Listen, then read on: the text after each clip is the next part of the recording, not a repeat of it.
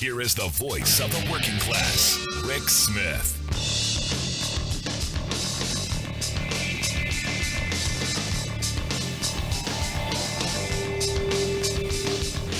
And welcome, brothers, sisters, working class heroes. This is the Rick Smith Show.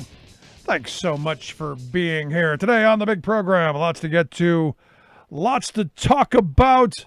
A horrible, horrible tragedy in Michigan as you had the dam break. Just massive flooding, a 500-year flood, almost like the one they had back in 1986. Seems like these 100-year and 500-year occurrences are happening a lot faster than they used to. Just kind of throwing that out as a thought. Also today, in my view, the story coming out of the Supreme Court. The Supreme Court now is blocking the House from the House Judiciary Committee from accessing any of the secret grand jury materials from the Mueller investigation. This is one of those weird moments for me because I'm someone who, on all sides of it, just want the facts to come out. Lay the cards on the table. This is one of these weird moments where the Trump administration has been saying it's all a hoax, it's all made up, it's all, it's Obamagate, it's Obama doing all this stuff. Yet they're blocking the material from coming out of the grand jury. Here's the thing, and this is where my mind has always been. I want to see all the facts.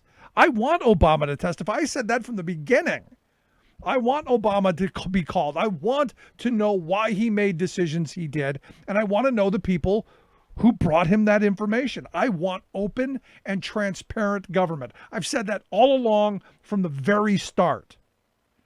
And here again, you've got Trump running around saying it's all a hoax, there's nothing there, it's all made up, and you would think that this grand jury information would be stuff that they could use to prove their case.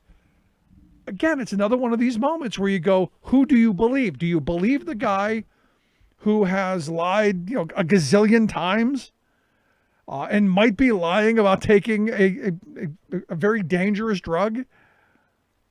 Or do you believe, the FBI, which I tell you, I struggle with that as well. But I'll tell you who I never believe. At this point, I never believe Donald Trump. He has proven time and time again that nothing he says, and this is where I agreed with Kayla McEnany yesterday when she said, no other president would be questioned if he came out and said he was taking some drug, because I can't even believe that he's taken that. But she's right. No other president would be disbelieved like this one is, because he has lied so often. And it's really just incredible to me. Now, understand this case that was in front of the Supreme Court last summer. The D.C. Federal Appeals Court ruled in favor of the committee to get this information. It's the Supreme Court who has decided that no, we're not going to open it up.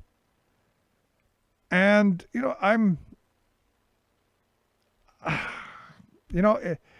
it's you got to question why this administration does what it does. Now, I guess the answer is the simple answer.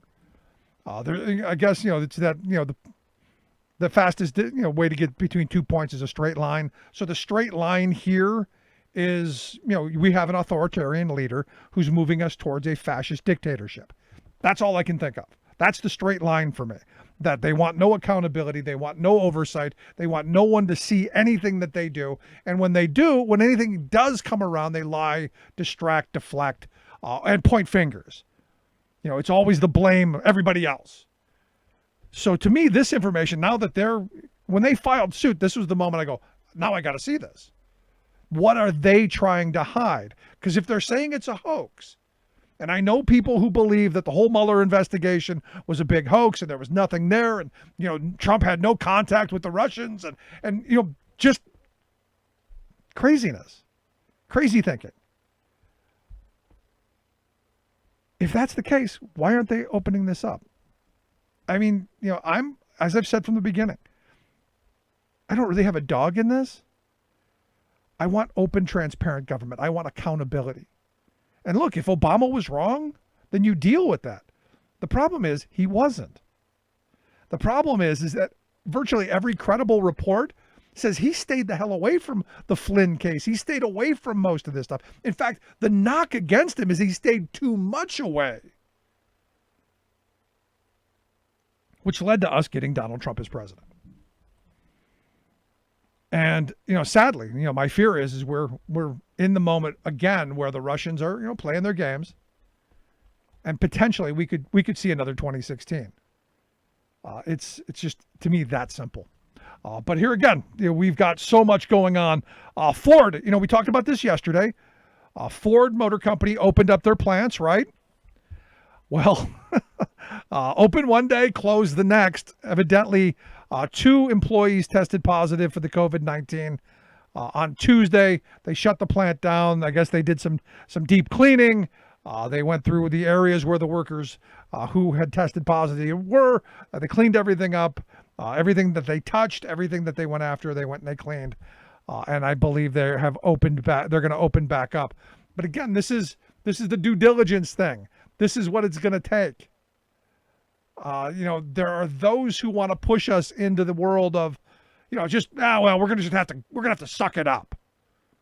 And I've gotten some of those contacts from people going, well, you know what? We can't keep doing this forever. We're going to have to fight through it. And you go, there's no fighting through it. There's how many people are you willing to let die? And are you willing to be one of them? That's the interesting part. Now, I do find it interesting that you look at in Sioux Falls, South Dakota, where they had that big infection at the Smithfield pork processing plant. Over 800 of the workers there, I guess it was like over 800 workers were tested positive. It was half the workforce. Evidently, they have opened the doors. And today you had the community greeting them with cheers and thank you signs and all of the, the adulations of, hey, you're a hero. Thanks. You're essential. You're appreciated, all that. And that's great. Especially since, a lot of these folks, as I'm told, are, immigrants and the lower end of the socioeconomic scale. That's a good thing. It really is. It's a good thing that we're now looking at people who work for a living as essential. And I've been saying this for a while. I mean, one of my hopes for Obama when he became president was that he would return the reward and the dignity to work. We'll see what happens. I mean, we will see how this plays out and how it continues. But good for them. Good for the workers going there. Now, the hope is that Smithfield does the right thing. Much like Ford, if a case pops up, you shut things down, you clean, you do deep cleaning, you trace, you prevent. You build your workstations that people can social distance. You build lunchrooms where people can have room to have their lunch. You stagger start times. You do all those things that we know that work to keep people away from each other so that if 1 or 2 people do show up, the whole place isn't infected within a couple of days. Just kind of throwing that out there. But good on them for coming back to work because, hey, our president said they have to. Remember the Defense Production Act? And here's my fear. These people have returned to work with a hero's welcome. And sadly, much like we have done with our military in the recent past, we're sending them in the battle without the gear that they need. Because again, our president decided that it was a great idea to force them back to work, force those plants open, and then give immunity to the employers in the event that the workers get sick. And this, for me, again, is another one of these leadership moments. I don't blame Trump for the virus itself. I blame him for every decision that he made since. I blame him for all of the decisions at the very beginning to ignore and deflect and minimize. And I blame him for the decisions that he's making currently that continue to push that narrative that, well, it's not really a big thing. Like I'm not wearing a mask to the Ford plant in Ypsilanti, Michigan on Thursday. I'm not wearing a mask anywhere because I've got hydroxychloroquine, if you believe he's actually taking it. And now we find out that Trump says he's considering the G7 meeting. He's considering having that in person at Camp David.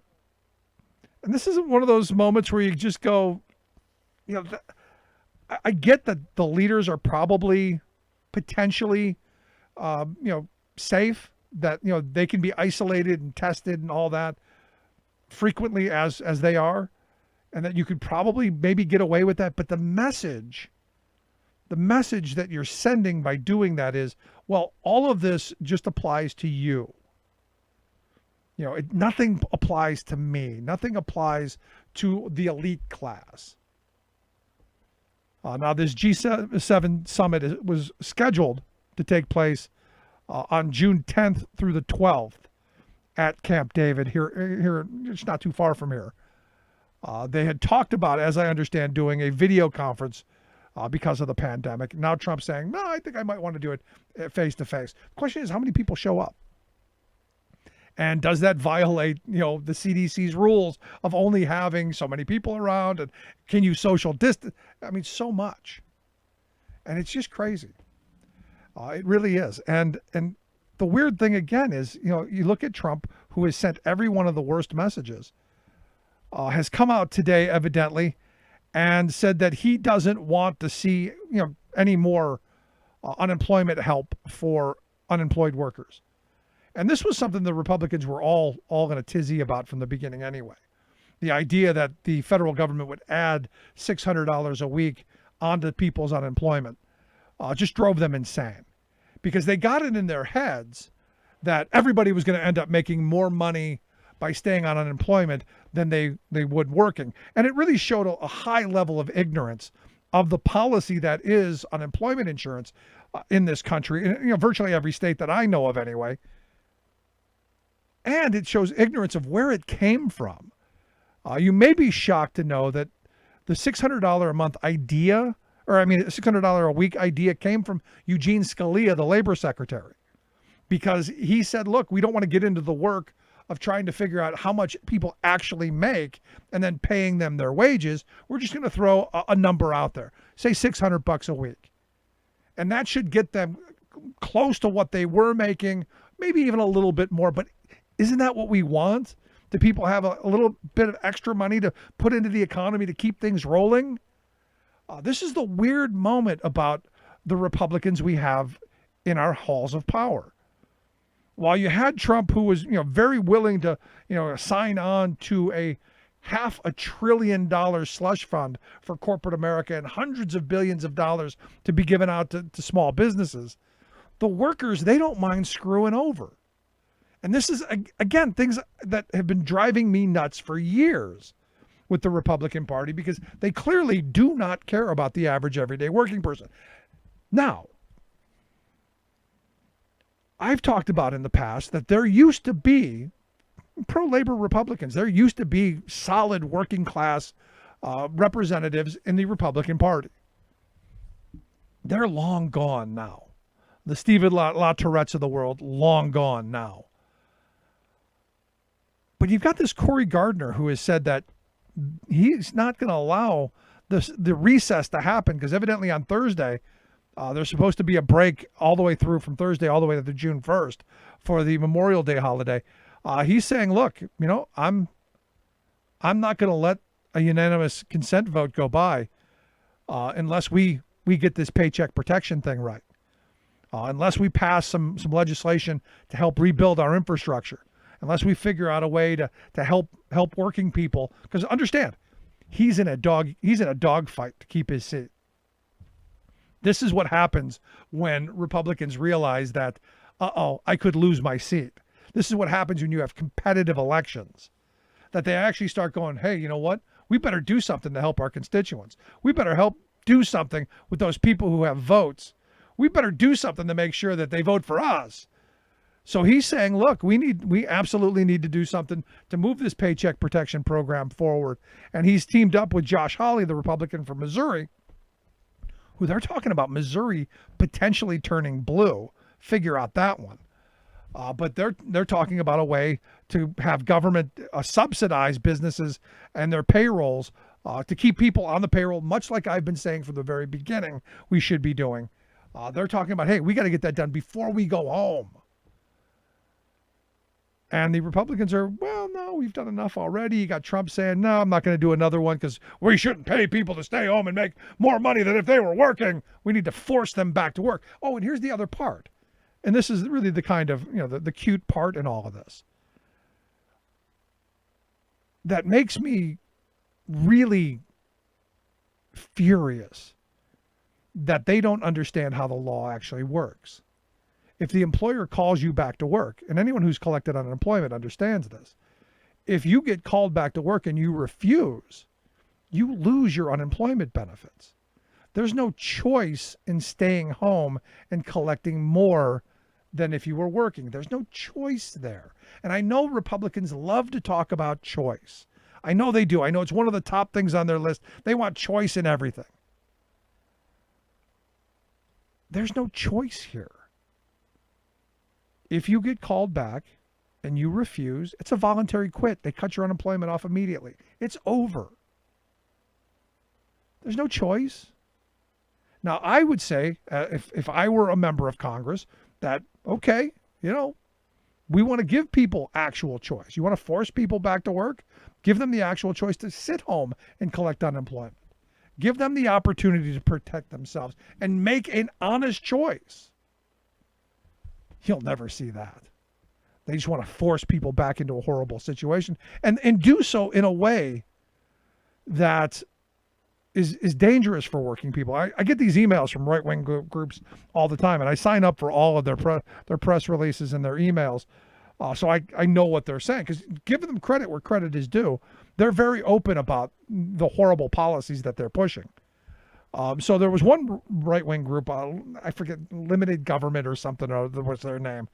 Americans for Limited Government, it was, that were thanking Trump for providing regulatory relief to jumpstart the economy and get Americans back to work. So basically, they're thanking him for destroying the ability of working people to protect themselves and then forcing them back into unsafe conditions. That's what it is. Without personal protective equipment, because there is no mandate and there's no cop on the beat. OSHA's seriously not doing their job. We're not doing testing outside of a union and a company coming together and saying, hey, we're going to do this aside from government regulation. And there's no contact tracing. I mean, there's none of the things that even the CDC is saying we need to be doing mandated in any of this. It's all voluntary. And we know how voluntary turns out. Sorry, can't do it. Tried, but we need to have people shoulder to shoulder on that chicken processing floor. We need to put as many people on a bus as we can. We need to shove as many people into a restaurant as we can. We need to do all of these because that's how we need to make profit. It's frustrating, it's angering, and it's scary. And again, this is why elections have consequences. So the question is, come November, which way are you going to go on this? We will see, because I'll tell you right now, the Republicans are now showing their true colors. And when they leave on Thursday, after probably voting themselves out the door and not passing more legislation to help families out, you'll know. It's that simple. Going to take a quick break. When we come back, John Costa, president of the Amalgamated Transit Union, is going to be here to share some thoughts on what his union's been doing to keep his members safe. Quick break. Right back with John. Stick around. Nothing more American than workers standing up, and the union gives a voice to win. On the Rick Smith Show. I'm Rick Smith, and this is Labor History in 2. On this day in labor history, the year was 1938. That was the day unemployed workers began a sit-down strike at the post office in Vancouver, British Columbia. They had been organized by the communist-led Relief Project Workers Union during the Great Depression. In Canada, federally funded works projects had been administered at the provincial level. By late 1937, the Prime Minister began to cut funding. Unable to financially sustain the projects alone, Provincial Premier Thomas Patillo ended the works project for British Columbia. Masses of unemployed men thrown off their jobs, some driven to homelessness, organized occupations of the Hotel Georgia, the Vancouver Art Gallery, and the Maine Post Office to protest the cuts. While hotel owners paid protesters to leave, the occupation at the gallery and the post office lasted for weeks. Finally, on Father's Day, June 18th, gallery occupiers were driven out with tear gas. The post office strikers were met with much more violence. Royal Canadian Mounted Police led the assault with tear gas and forcibly dragging of sit-downers out of the building. Once evicted, they were met with the batons of local police. Organizers were singled out for especially severe beatings, and scores were hospitalized for their injuries. One striker, Arthur Redseth, had an eye knocked out, while his fellow sit-downer had his jaw broken for asking authorities to call an ambulance for his friend. Strike leader Steve Brody suffered permanent eye damage as well. News of the terror spread throughout the city, and by mid-afternoon, 10 to 15,000 protesters gathered to express outrage at what became known as Bloody Sunday in Vancouver. Premier Patello denounced the strikers as having received too much sympathy. He nonetheless used the debacle as an opportunity to get federal funds reinstated. Labor History in 2 brought to you by the Illinois Labor History Society and The Rick Smith Show. Welcome back to the Rick Smith Show. Now, here is Rick Smith.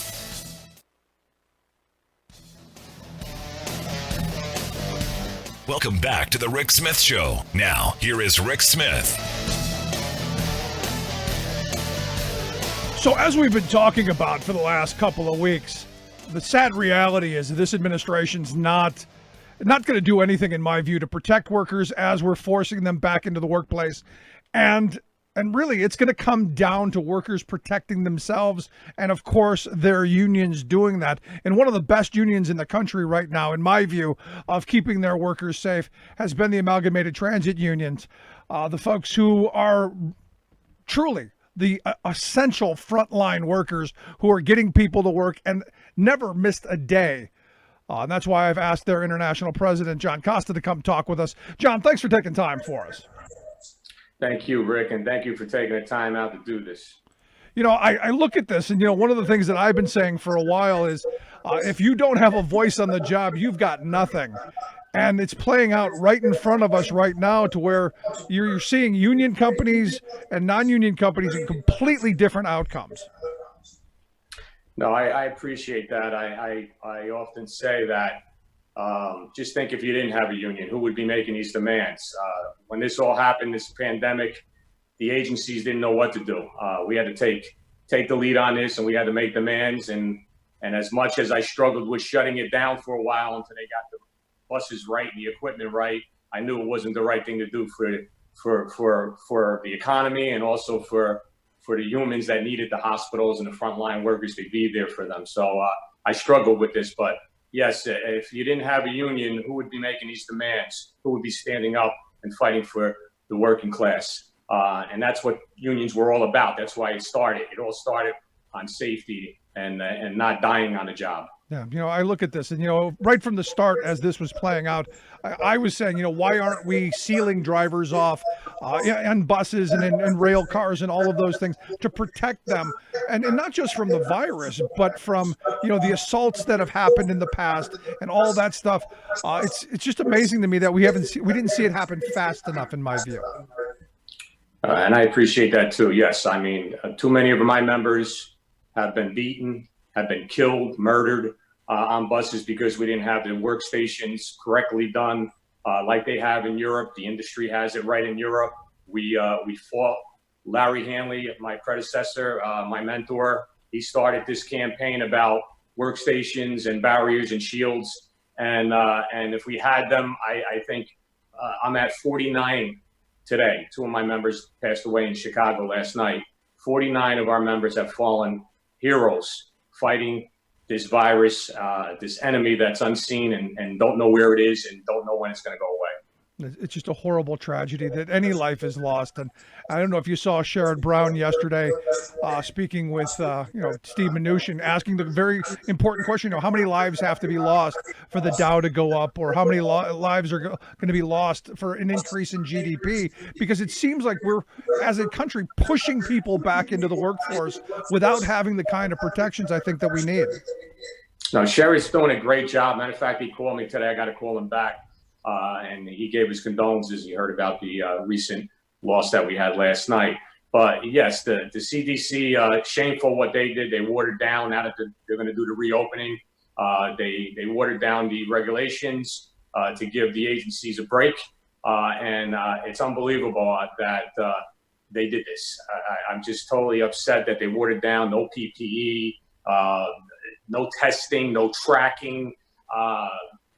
Where our demands are when they reopen. We want the shields to protect them. We want filterized systems like they're doing in New York with the UV. These are quick fixes that they can do not only to help save my members, but also the riding public and make them comfortable coming back. If my members aren't comfortable, the drivers are not comfortable, how are the riding public going to feel comfortable? So it's a shame what they did. Our government has failed. Unfortunately, in the beginning, we didn't need masks, just to wash your hands, don't touch your face, bullshit. At the end of the day, we did need the mask, and it's obvious when my members are being overexposed. I have 49 that are dead, and not only me, but John Samuelson from the TWU, he's over 100. So it's a shameful what the CDC has done and its administration has done with this pandemic. Yeah, and now we see there's this talk, and I wanted to get your thoughts on this because, look, ultimately, as I said right from the start, if you don't have a union, you don't have a voice. And in a moment of life or death, you want to have that voice. You've got this administration who's pushing people back into the workplace and then talking about immunity for employers for not creating a safe workplace. I'm curious how you will deal with that. Listen, I send a letter to every governor in every state, and along with Canada and our members in Canada, making demands that we want the barriers, we want filterized systems, and if we don't get them and our members don't feel safe, they're not driving. We're not moving the buses. We're not looking to take a strike. We're not looking to hurt the economy, and we're not looking to hurt our riders. But we want to protect our riders and make sure our demands are met if they're going to reopen, because I don't need to have another 50 members pass away because they got it wrong again. Excellent point. Because there's also I know you said strike there. There's a talk of if we can't have safe workplaces, this is the ultimate issue that you strike over, because it's not a matter of just feeding your family and keeping a roof over your head. This is about life and death. This is most certainly a which side are you on issue. Right. It's a shame you have to make a choice between a paycheck and a sickness. That's what it's down to with a lot of our drivers. And a lot of them are afraid. They're afraid for their lives. I mean, this is only can affect me if I get sick, and I could bring this home and affect my whole family. And we've seen that. We've seen husband and wives in the industry pass away at the same time over this pandemic. So this is no joke.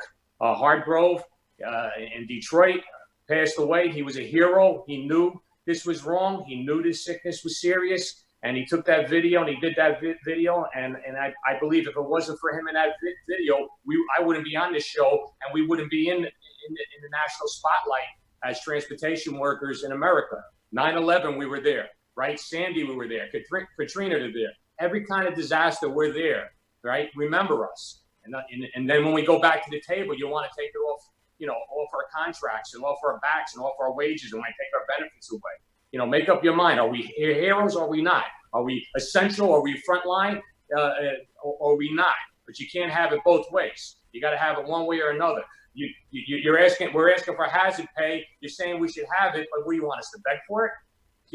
Look, we just want to go. We signed up for this job. We knew these jobs were essential. We know they're 24/7 jobs. We know we got to work nights. We know we got to work weekends. We took it, but we didn't take it to die. We didn't know we were going to die in these jobs. Not only with the assaults and the homeless on the bus now that, they're riding around no fare. So we have major problems with this reopening, and they have to get it right. The industry has to get it right. And our Congress and our Senate has to be there for us. Right. So now I know you guys have, in the face of the CDC, basically washing this, the guidelines coming back, the fact that OSHA has, failed to issue any citations whatsoever over the complaints that have come out of COVID.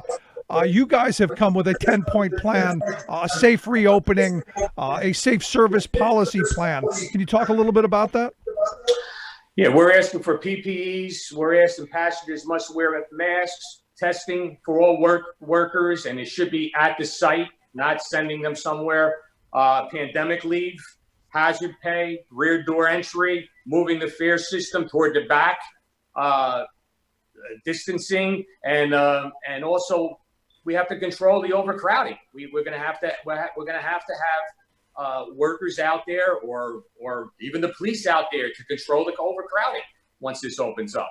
So those are the demands. Plus, we're asking for the shields to be put around the drivers, and also filterized systems. We need to change the filterized systems and have systems that can absorb this virus and stop it from spreading in the air.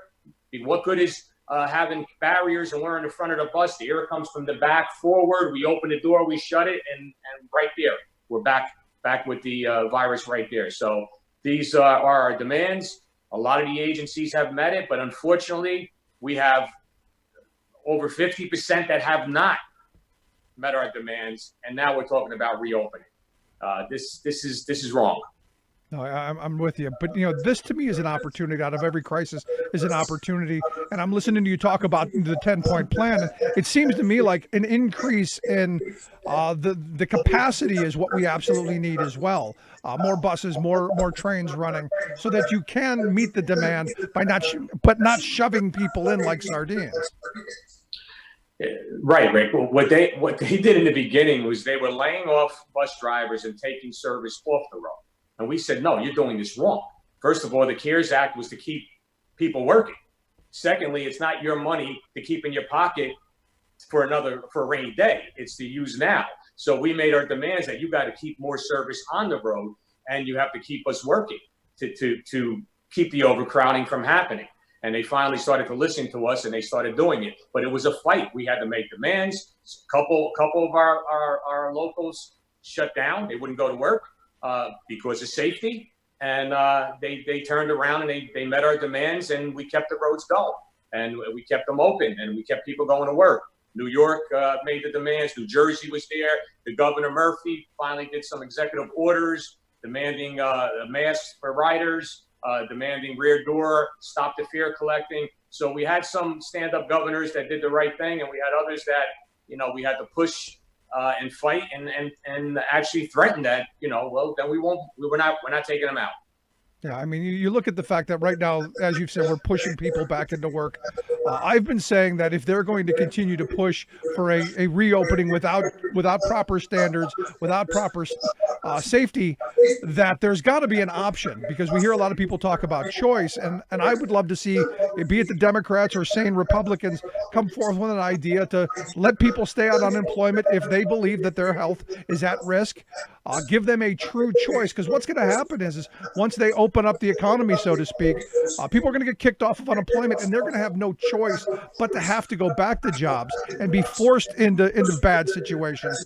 I think by having the administration offering immunity, I think is a horrible idea, which is why I think there has to be someone on the other side offering a choice. No, you're absolutely right. I mean, there was a demand for bus operators before this happened, and if they don't protect us and make this job safe, they're going to go to other jobs. They're going to go become truck drivers where they don't have to deal with passengers. They're going to look elsewhere for work, and there is a demand also for drivers all around. Whether or not we have a crisis, there's still a demand and a shortage on drivers. So last question I've got for you, because I'm looking at all of these stories of all of these people who we now are calling frontline heroes, or now are deeming them essential, who just a couple of months ago were disposable. What message do you have for those workers who are now, I think, finally realizing that they are important, that their work is valuable, that their work is important, and that they should be valued? What's your message to them? Thank you. Thank you for doing what you're doing. Thank you for going to work. I know it's scary. I know they're afraid. I know every time a passenger gets on that bus and coughs, they wonder, do I have 14 days? Am I the next victim? Am I going to be the next brother or sister that passes away over this pandemic? So I just say thank you for representing us, for making us proud, and for standing with your union, because if we don't stand together, we're not going to succeed, and it'll be a loss for all our brothers and sisters that passed, that that the demands we're making now and the fights we're having in different states and different cities, in the long run, is going to pay off for a better workplace for all transit people throughout the world. Ultimately, it comes down to, again, which side are you on? Are you going to be on the side of those who have a voice and have the ability to save themselves and their families, or the vulnerable and the exploitable? I think we're in that weird kind of spot. But John, I appreciate the time. I appreciate the work that you're doing and the work that you're doing for your members. I wish you the best, and I wish them the best as well. Thank you, Rich, and stay safe. Thank you so much, John Costa. He's the president of the Amalgamated Transit Union, ATU. ATU.org is their website. I'd love to hear your thoughts. You can email me, rick@thericksmithshow.com. You got any stories that you want to share? Rick@thericksmithshow.com. Quick break, right back after this. Stick around. This is The Rick Smith Show, where working people come to talk. Smith Show, where working people come to talk. I'm Rick Smith, and this is Labor History in 2. On this day in labor history, the year was 1937. That was the day that workers at the Jones and Laughlin plant in Aliquippa, Pennsylvania, voted in the first ever union election in the United States steel industry under the National Labor Relations Board. The National Labor Relations Act had been passed 2 years earlier, guaranteeing workers the right to join and form a union. But the steel industry had long stood against union organizing. In Pennsylvania, anti-union bosses in steel and coal often had the backing of the state militia. Workers who dared to talk union were harassed and fired. George Laughlin, a steel worker at Jones and Laughlin, found out just how far the company would go to keep the union out of their plant. When George was injured on the job, he took up a part-time job organizing. The company pulled strings and had him committed to the state's lunatic asylum. He was only released after the governor intervened. Governor Griffin Pinchot was a progressive who dared to stand up to the steel companies. The passage of the National Labor Relations Act gave workers the support of the federal government to stand up for their rights as workers. After the votes were counted, it was declared that the workers had overwhelmingly chosen the Steelworkers Organizing Committee, or SWOC, as their bargaining agent. Jones and Laughlin agreed to rehire the workers that had been fired due to their union activity. They also had to pay these workers back pay, and the company agreed to sit down and bargain with the union. The next year, the giant of the steel industry, U.S. Steel, signed its first contract with SWOC. Union recognition had finally come to the steel mills. Well, what did Jones and Laughlin steal?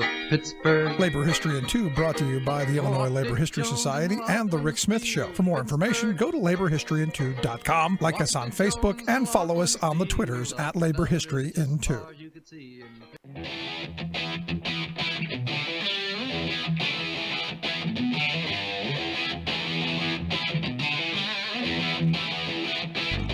Welcome back to the Rick Smith Show. Now, here is Rick Smith. So, not surprising, new Quinnipiac poll out has Joe Biden up by 11 points, and it's way too early to be handicapping this presidential race. As bad as things are right now, things can change. You know, we'll see what happens when the reopen happens, when we're forced back into the workplace without any safety precautions. We'll see if there's a spike. You know, and as Sherrod Brown said yesterday, how many people is it going to take to die for a jump in the Dow or to increase our GDP? What's that number? We will see. Anyway, here to share some thoughts on, November's, the election's only 166 days away. We're marching towards that day. And here to share some thoughts on, what our options are. I've asked our good friend Harvey K to come talk with us. Harvey is a fantastic author of just tons of books. My most recent favorite is FDR on Democracy, the Greatest Speeches and Writings of President Franklin Delano Roosevelt. He's also got a really great book, Take Hold of Our History, Make America Radical Again. Harvey, thanks for taking time for us. It's great. You know, you and I have been talking probably for 15 years, right? 14 years, something like that. Who would know that it didn't get any better? It actually got worse. You know, it's one of those things I keep saying, maybe I need to give this up and things will get better once it does. Absolutely. I know exactly what you mean. I mean, as I think I said to you a little while ago, I tell people things are fine here in my house. But that's to say fine is the new good. Outside of my house, it's a different story. Yeah, absolutely. Now you see this poll, got Joe Biden up by 11. And like I said, we're a long way away from decision day. But there are a lot of people who are saying, Joe's not the guy for the moment. You're one of them.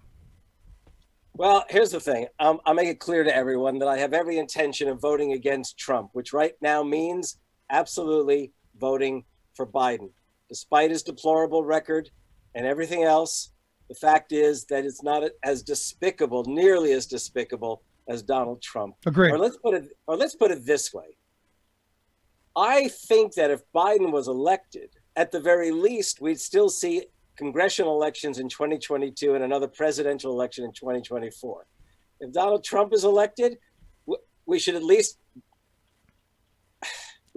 hope that we've had an election this year. Yeah. No. And look, and the sad thing is that we're actually considering that and talking about it as if it's a possibility because sadly, I fear it is. Yeah. I mean, even during the Civil War, even during World War II, elections took place.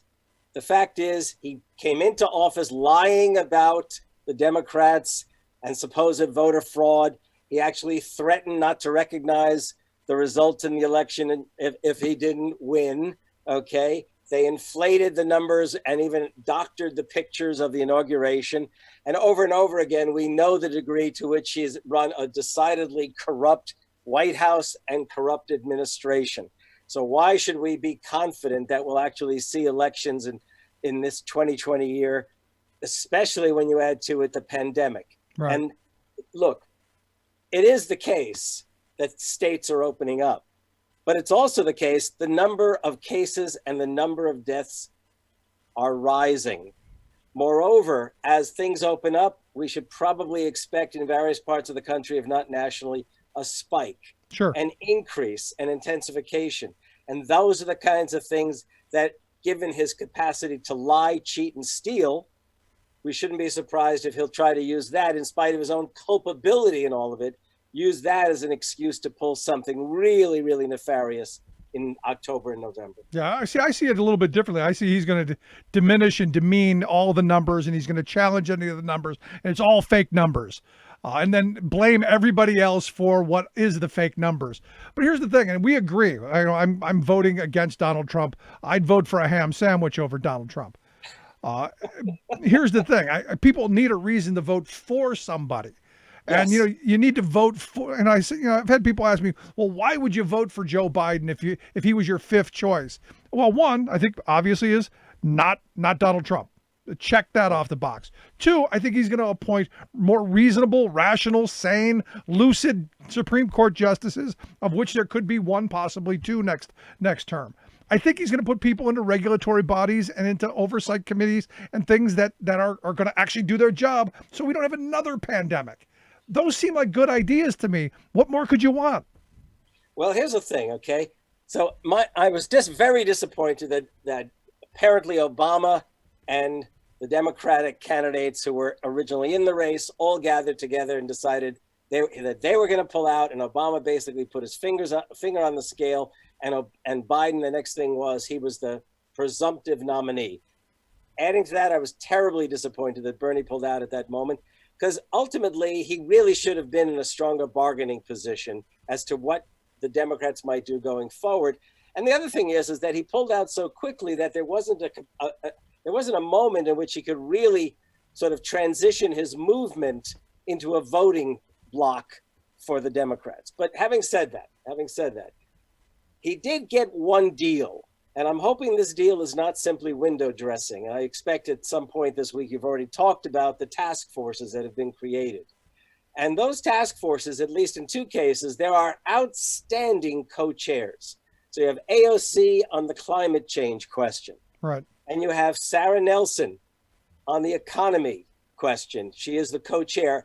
And the chief economist in that committee is Stephanie Kelton, who was for many years the economic advisor to Bernie Sanders, the modern monetary theorist, you would say. And she's decidedly a progressive. So I'm assuming that these women, who are very strong figures, are not allowing themselves to be taken in and co-opted to serve as window dressing for these task forces.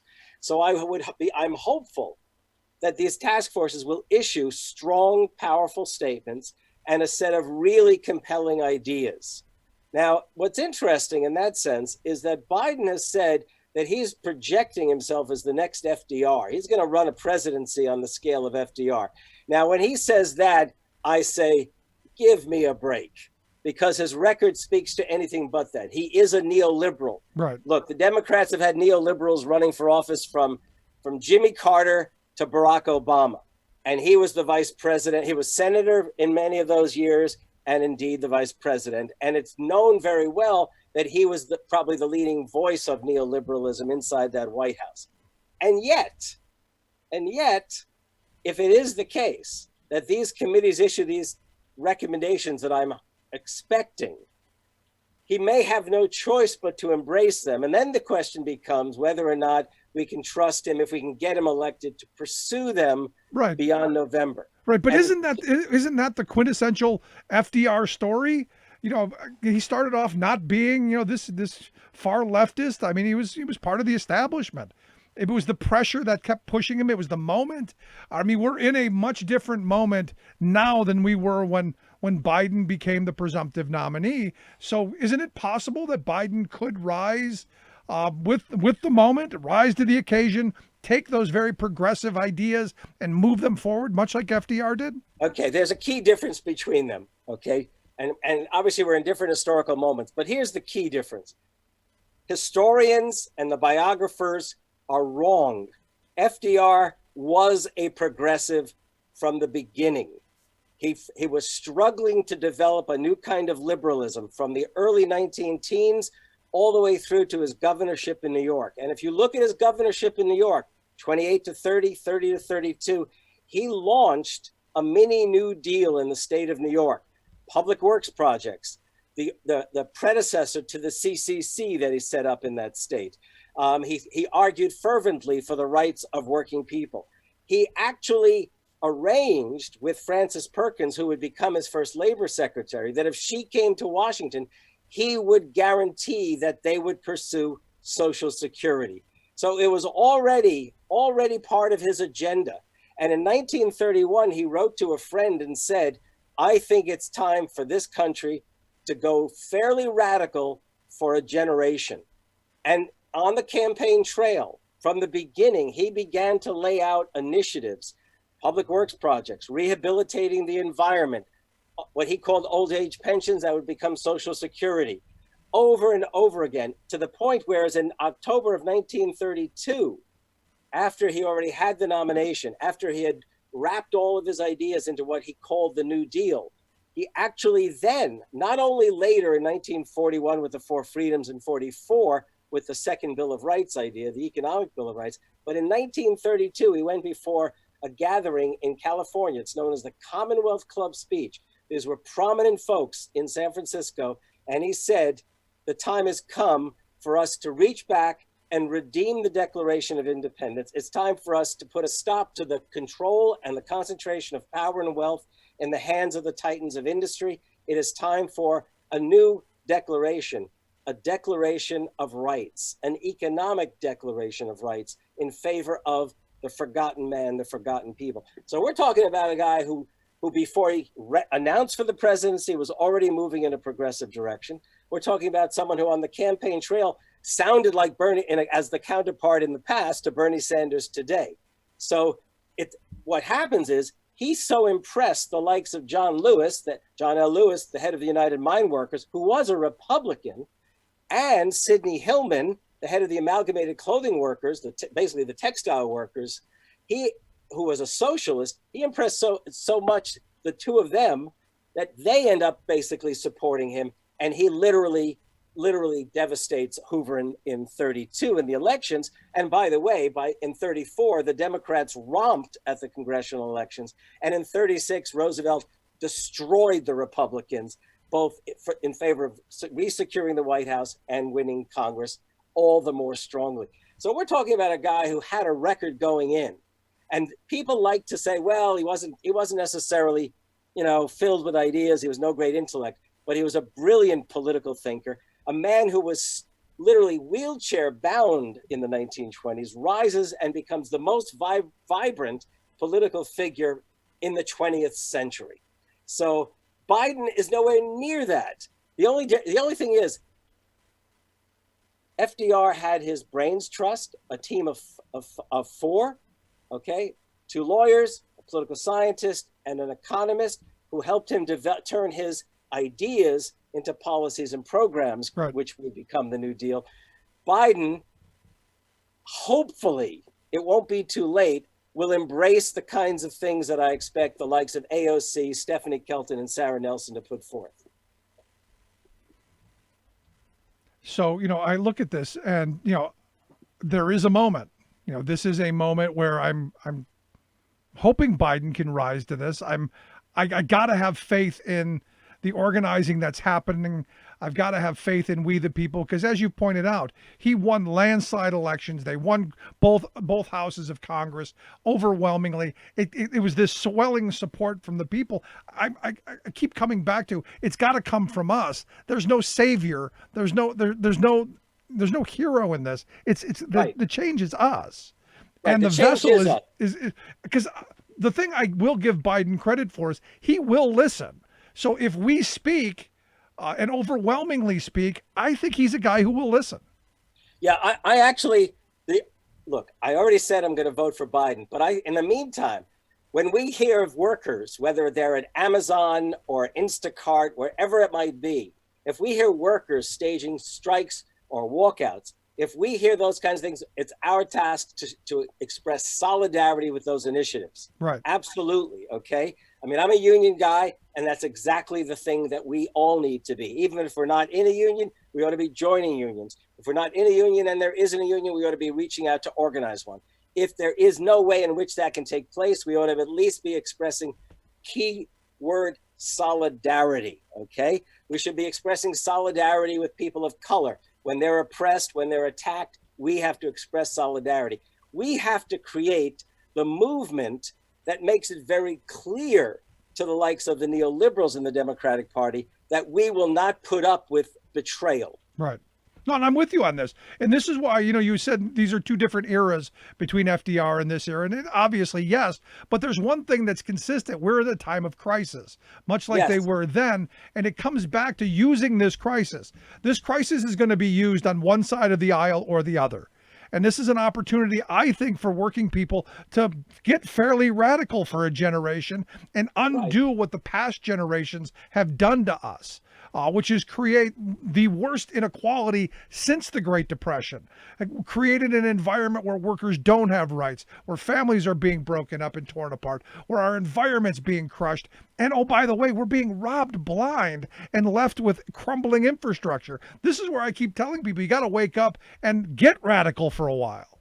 Think about this. You're in Pennsylvania.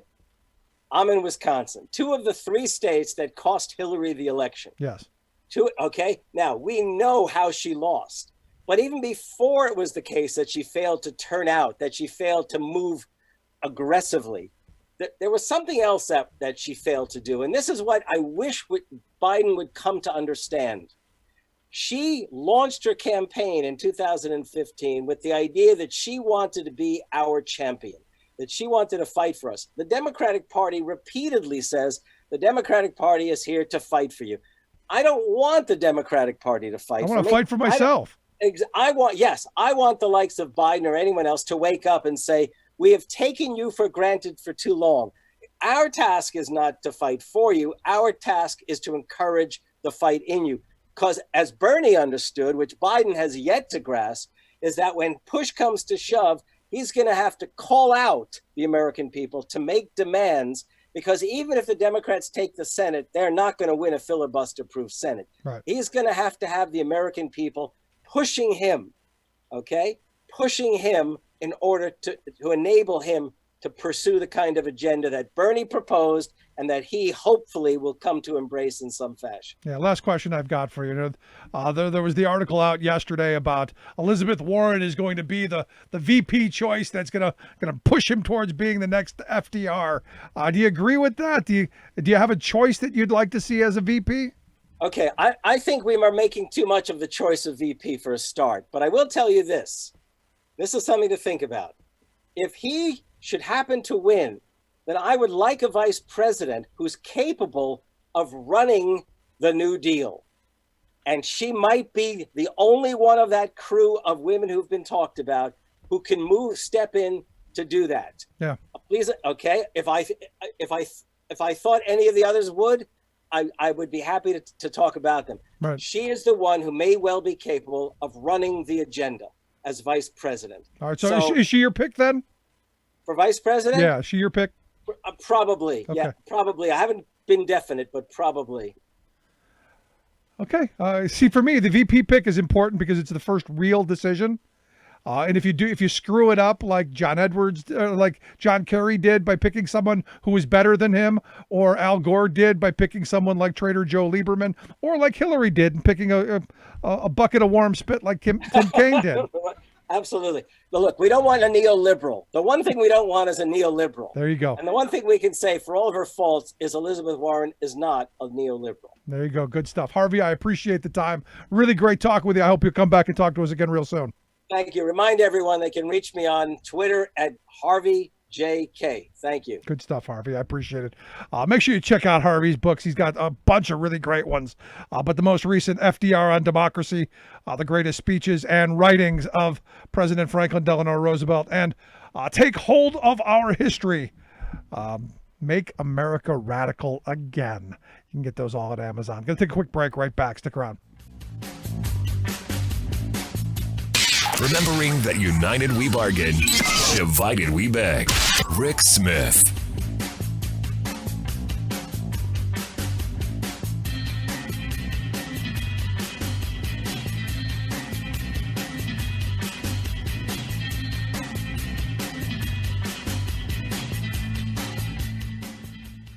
I'm Rick Smith, and this is Labor History in 2.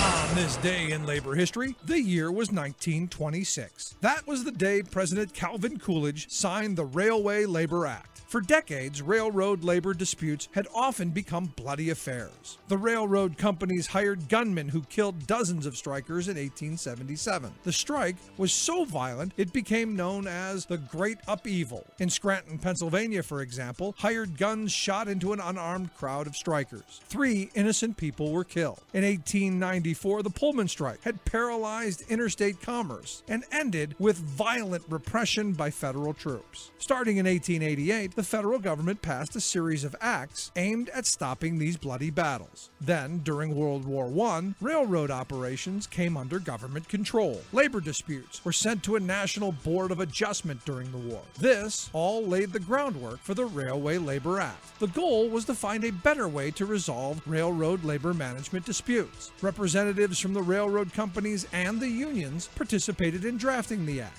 It called for a system of mediation for railroad labor contracts, and only after the mediation had been exhausted could the parties attempt other means, such as strikes or lockouts. Most significantly, it recognized the right for railroad workers to unionize.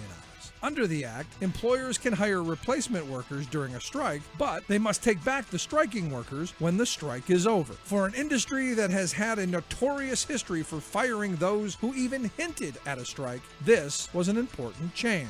In 1936, the Act was extended to include airline workers. The Act is considered an important step toward the creation of the National Labor Relations Act. Labor History in 2 brought to you by the Illinois Labor History Society and The Rick Smith Show. For more information, go to laborhistoryin2.com, like us on Facebook, and follow us on the Twitters at Labor History in 2. Welcome back to the Rick Smith Show. Now, here is Rick Smith. So, as we were saying, I think this is a key moment for Biden. I think he's got to come out. He's got to come out with a bold vision and really grab people. And because look, both Harvey and I agree that, at this point, a ham sandwich is better than Trump. But I think a lot of people, especially as things go down the road and people struggle, and this administration is not going to be attentive to that. Going back to those days of having a partner of a government that is responsive to the needs of citizens. This is something that I think is going to really be an opportunity for Joe Biden and the Democrats to pick up on. I think it's that important that they pick up on this. But like I said, for me, it's a no-brainer. I'd love to hear your thoughts, though. You can email me, rick@thericksmithshow.com. Do you think Biden could be the next FDR? I'd love to hear it. Quick break. Right back. Remembering that united we bargain, divided we beg. Rick Smith. Our society has coined expressions like philanthropist to encourage and hail people's charitable spirit. Look on the flip side of that shiny coin of generosity, however, and you'll find that its base substance is societal selfishness. After all, the need for charity only exists because we're tolerating intentional injustices and widespread inequality created by power elites. A society as supremely wealthy as ours ought not be relegating needy families and essential components of the common good to the whims of a few rich philanthropists. Yes, corporate and individual donations can help at the margins, but they don't fix anything. Thus, food banks, health clinics, etc. must constantly scrounge for more charity, while big donors have their charitable spirit subsidized with tax breaks that siphon money from our public treasury. Especially offensive to me is the common grandiose assertion by fat cat donors that charity is their way of, quote, giving back to society. Hello? If they can give so much, it's probably because they've been taking too much. As business columnist Andrew Ross Sorkin points out, all too often, charitable gifts are used to make up for the failure of companies to pay people a living wage and treat their workers with dignity. It's not just the unemployed who rely on food banks, but janitors, nannies, Uber drivers, checkout clerks, and others who work full-time but are so poorly paid they can't make ends meet. That's not a sad charity case, but a matter of criminal exploitation by wealthy elites. And the charitable thing to do is to outlaw it and require a living wage for all. This is Jim Hightower saying, as Sorkin puts it, the aim should be to create a society where we don't need places like food banks. We should be trying to put the food banks out of business. What do the corporate powers from Wall Street to Walmart have in common? They hate the Hightower Lowdown. You can see why at www.hightowerlowdown.org. Welcome back to the Rick Smith Show. Now, here is Rick Smith. So it looks like the HEROES Act isn't going to go anywhere because the Republicans have said it's not. And you even have Nancy Pelosi saying it was a messaging bill. And look, if it was a messaging bill, I'd have gone much bigger. I would have gone with a lot more very progressive ideas. Kind of, raise the bar, move the goalposts, do those kind of things. Because here's the thing: if things stay where they are, education spending in this country is going to get hammered. Health and human service spending is going to get hammered because the states are in big trouble. And they're not going to have the revenue to be able to keep up. And the question becomes, in this moment, like any crisis in this moment, what do you do to redo things? Much like Harvey said, FDR said we need to get radical for about a generation. I'm here to share some thoughts on maybe how do we get radical with public education for a generation. I've asked Nancy Bailey to come talk with us. She's an education blogger over at nancybailey.com. She's got a thought on 8 ways we can save public school funding during and after the virus. Nancy, thanks for taking time for us. Hi, Rick. Thanks for having me. And those 8 things are pretty much wishful thinking, as Betsy DeVos kind of diverts all the funding over to charters and even parochial schools, I noticed the other day. So, but still, I thought I'd kind of vent and get them out there. No, it's important because I don't think most people really understand all of the death of 1,000 paper cuts that has been Education Incorporated. The moneyed interests have figured out how to dip into that education money for their own profit, not for the betterment of our students, not for better schools or better outcomes, purely, in my view, for profit. Right, and it's disaster capitalism now with this virus because it provides them the perfect way to divert those funds and also to pretty much close schools. I think there's a real concern. I was just now, while I was waiting to be on, looking at the CDC guidelines, and it's worrisome. I don't know how we can really put kids back in school. It's just such an unnatural environment, making them be 6 feet apart from each other. And, having worked with middle and high school kids, I can't see that, really always taking place. It's just very unnatural. And you have to wonder how this is going to affect the littlest of our learners. I mean, how are little kids going to accept this? They don't understand why they have to wash their hands over and over again. They kind of don't understand that, why they can't share toys. I mean, kids share things. That's what they do. Right. And so what's your answer then to this? I mean, if we can divert to that, because I've got a bunch of people saying, well, we're just gonna have to live through it, like we did with chicken pox or the mumps or measles. We went and we got it and we lived through it and we're stronger for it. Are you in that camp, or are you in the camp of we don't open schools at all? I take it very seriously right now. I think, and it's very worrisome to see this Kawasaki disease that's starting to come out with children. I mean, I don't know what to believe. I'm not a scientist. I would never say whether, I understand that parents really need to get back to work. I think this is such a devastating crisis for the economy. So there's that end of it. But it's also a frightening disease. And so I don't know what the answer is. But I do know that this whole thing is being used also when you hear Governor Cuomo suddenly announced during his afternoon comforting speeches that he's going to hand over the blueprint of education to the Bill and Melinda Gates Foundation, and then he starts pontificating how schools, why do we still have school buildings? Why do we have classrooms and teachers in front of the class? I mean, where does that come from, and what does that have to do with the crisis? So they are using this crisis to, I think, try to reform and change schools to their agenda, which is just disruption through technology. But at the same time, I do see that that probably it will be remote learning for a while, but I hope that it's remote learning with teachers. I hope that they're not going to fire teachers. I'm really worried about that.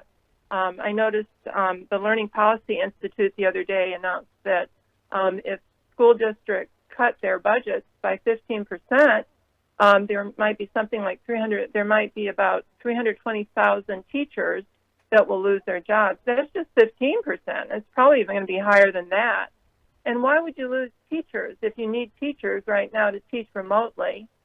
And that's one of the things I said to cut in these 8 things to cut spending is to the K-12 virtual learning, the Connections Academy, these programs that have not done well in the past but have made a lot of money. They're virtual education programs. The K-12 Incorporated, Bill Bennett, Michael Milken, I think, were kind of behind the start of it. Last year, it got a revenue of like $1 billion. So it's really a moneymaker, and yet it's never been proven to be a very good virtual program for kids. And then you've got Summit, which is Zuckerberg. You've got all these computer programs that I think they're going to try to switch kids into. But what they really should try to do, I think, is keep the remote thing going with the teachers that the kids know. To me, that would make sense right now. Right. But, here's the thing. I've talked to a bunch of people about the cyber charters. Here in Pennsylvania, we've got some of the worst in the country. Exactly. In fact, the last I checked, and it's been a while, but the last I checked, not one of the 16 statewide cyber charter schools made average yearly progress. Most of them are abysmal failure. Oh, they are abysmal failures, and they still make money, but they're money makers. Absolutely. And they cash in on the charters. They get, charter companies use them in their schools, and then they also, and a lot of the charters have been converting to charter schools. They had the ECOT in Ohio that I think just closed. It was a huge scandal. And Jeb Bush had been pushing that one for a while. So they come into the by way of homeschooling.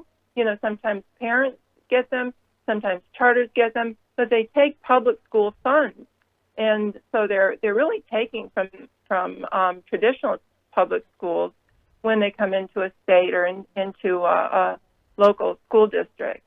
So, and they are abysmal failures. There have been all kinds of studies from, that where they have looked at the progress of the kids, and it has been an abysmal failure. So, it's very worrisome to think that these virtual schools or cyber schools will kind of take over now and cash in on this terrible time. Yeah, where I went, right from the beginning, when this began, I was kind of concerned about it. And I had talked about this extensively at the beginning, saying I was worried that we were going to end up seeing the cyber charter thing happening and all of the horrible program stuff. And I've become a little less concerned about that, because I think most people have gotten to the point where now that they've experienced it in a very negative way. And it hasn't really been as successful as I think they would have wanted it to be. So I think a lot of people are like, no, we want to go back to where our kids go back to school, they socialize. We need them to go back to this. So I actually think I'm a little less concerned about cyber charter taking over.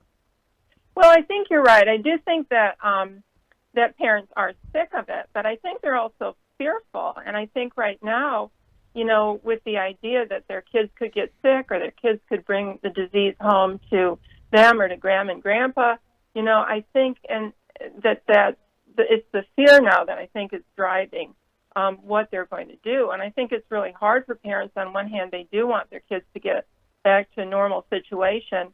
On the other hand, they really don't want the illness. So, but yeah, I think it would be nice if we did look to cut funds. And to cut funds from charter schools. It would be nice to get back to having one nice school system, take any charter school that's working and put it under the jurisdiction of the local school district. That's what charters were supposed to do in the first place. They were supposed to be for teachers to run. Most of them aren't that way anymore. Teachers are, sort of at the mercy of whoever's running that charter school. A lot of the teachers in the charter school are from Teach for America.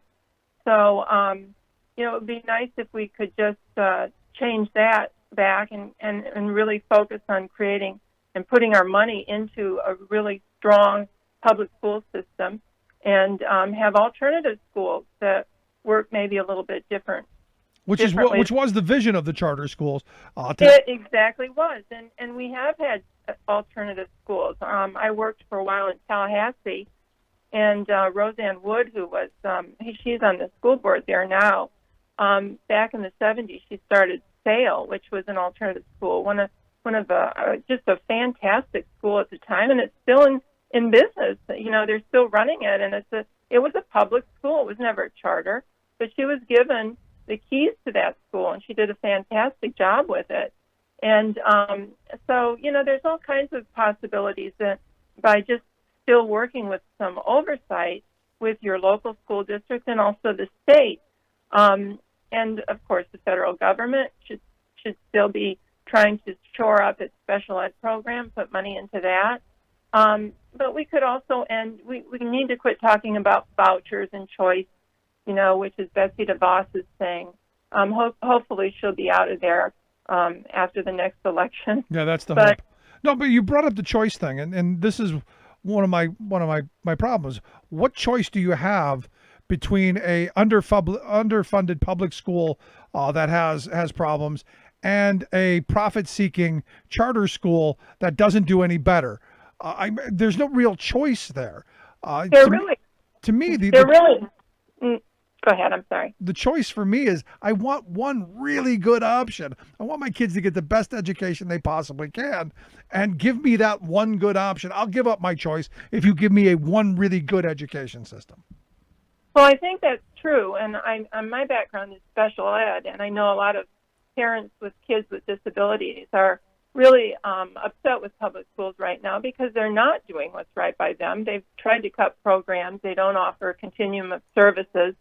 And so they're really upset, and they think they're going to get something better with a voucher. But unfortunately, these private schools, and I've had a couple of job offers to teach kids with learning disabilities in private schools, and I'll tell you, they won't take the kids, but they won't keep them if they don't show progress. Right. And so it's not really a parent's choice; it's that school's choice, and parents don't always understand that. And also, a lot of times these schools don't have inclusion classes. If you get a charter school or a private school, it's not going to have inclusion. It's going to be just for kids with dyslexia or just for kids who have certain kinds of disabilities. So the inclusion factor is very important to parents in public schools. So, we should be putting money into creating a top-notch special ed program. And we used to in the 80s. I'm showing my age, but in the 80s, we did start working towards having a pretty good special ed program. We had all kinds of services. We expected teachers to be certified and to get the training they needed. It was a little bit better. There were still faults. I mean, schools weren't perfect. Special ed wasn't perfect. But vouchers are not the panacea that a lot of people think they are. And we really need to kind of get past that, I think. And we all think that we're going to be able to send our kids to, the same schools that the Obamas and the Bidens and the Trump's kids get to go to. When the reality is that's not it at all. In fact, when here in Pennsylvania they were pushing the voucher programs, I had the state senator who claimed to write the bill on the program, and I said, if I get one of these golden tickets, will I be able to send my kids to one of the elite schools in Philadelphia that are like 40 or 50 grand a year? And he said, absolutely. And even, in his bill, it says you get what your district would pay. And I'm going, no, that's not what your bill says. But he was hell bent on that. Once I got this golden ticket, I could send my kids anywhere and they would have to take them. And it was just, it's just wrong, but it's what people believe. Well, they're led to believe that. And I mean, they're led to believe that when Betsy DeVos says things like, we need to have choice and parents need to have education freedom. She uses that term a lot of times. Well, really, education freedom, I think, is a good democratic public school where you have some voice in your local school board, and your local school board isn't owned by somebody who's really, really wealthy and who gives you that option to make comments and to express how you feel about how your school is running.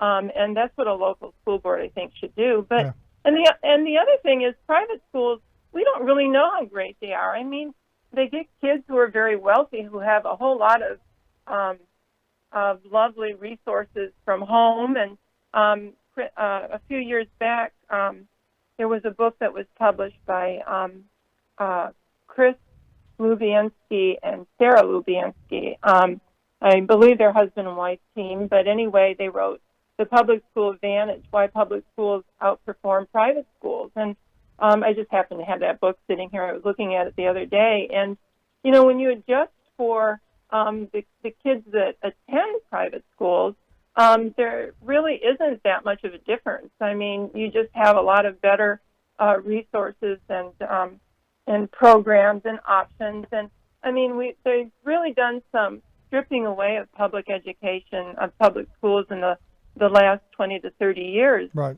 It still comes down to what your parents earn. It still comes down to your zip code. Exactly. Sadly. Exactly. So the poor kids don't get the arts.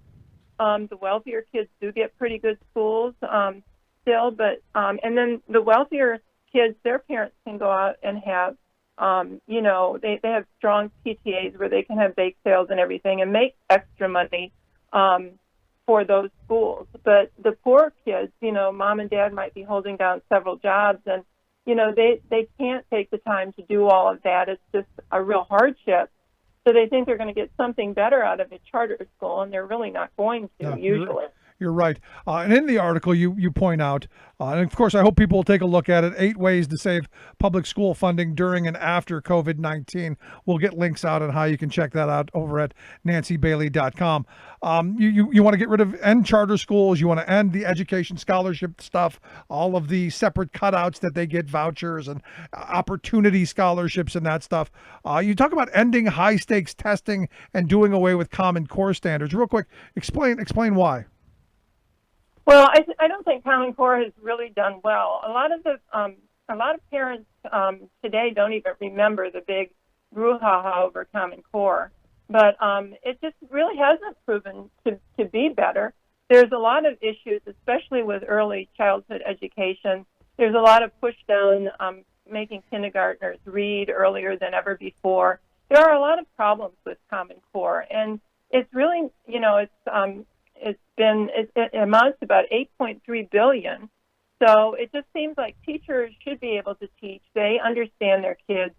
They don't need, they need to have some standards to kind of follow. But I think if you're a professional teacher, you know how to do that. You don't have to follow these set standards that don't adjust for the differences in kids, really. You're trying to get all kids to reach one thing, and not all kids work like that. You know, if you can look at kids differently, it makes teaching a lot better and a lot more differentiated, I believe. So it seems like we could quit following that. There's a lot of money in Common Core. Again, a lot of the computer programs, a lot of the, like iReady, there are many different kinds of programs that all are adjusted to reach the standards, the Common Core, and they're very expensive and they don't work very well. A lot of parents don't like some of these programs, and I think it's time to kind of back off of the whole standards business with Common Core and have maybe teachers come up with their own standards. Right. I mean, in both things, in both of the